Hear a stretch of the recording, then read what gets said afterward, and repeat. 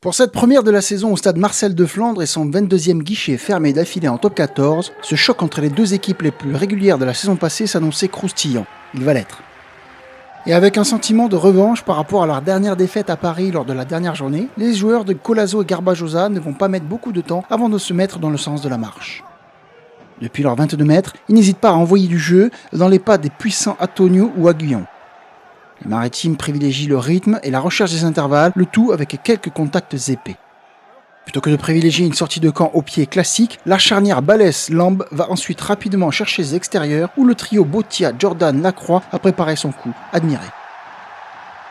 Les trois joueurs s'amusent de la défense clermontoise et Gabriel Lacroix n'a plus qu'à offrir ce dernier 4 deb face au dernier défenseur pour aller marquer le premier essai au bout de 42 secondes de jeu. Le champion de France est pris à la gorge et les Rochelais ne vont plus relâcher leur étreinte.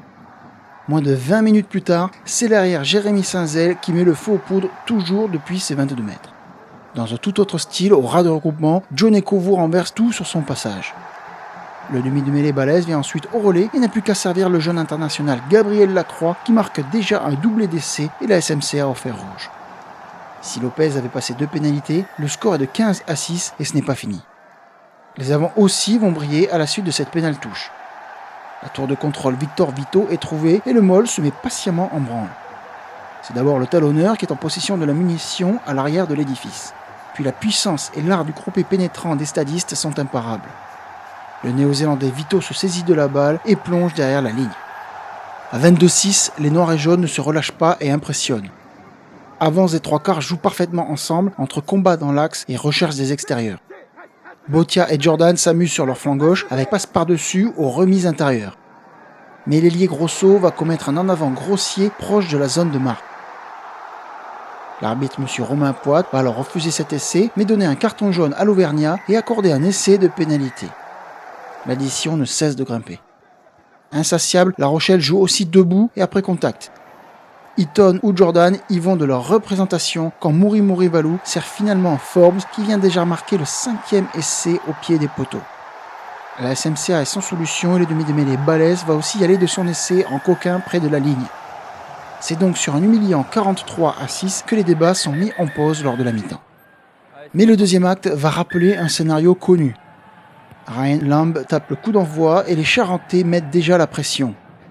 Lopez commet cet en avant qui remet illico ses adversaires dans l'avancée. Les stadistes jouent en marche avant et Kovu sert Kift qui gagne les mètres qui comptent. Ses coéquipiers font parler un rapport vitesse-puissance auquel les hommes d'Azema et Gouta ne résistent pas. Les soutiens sont efficaces et le jeu peut rebondir. Dans un fauteuil, Jordan tape un petit coup de pied rasant avec rebond que l'ailier Lacroix dévore pour ainsi inscrire son 3e essai personnel. À 48-6, Penaud et Lee vont être les rares jaunards à sortir la tête de l'eau. Ça tombe bien, c'est d'eux que le sursaut d'orgueil va venir. Le rythme est retombé et les ballons moins bien maîtrisés. Mais sur cette action, Fritz Lee se propose auprès pour venir sauver l'honneur d'un premier essai jaune et bleu. Le coaching apporte de la fraîcheur et quelques solutions derrière chez les assémistes qui se passent le ballon de la droite vers la gauche jusqu'à l'ailier Grosso. Le settiste fait la différence sur son flanc pour donner une passe décisive à Peter Betham qui allège à peine la facture de ce deuxième essai.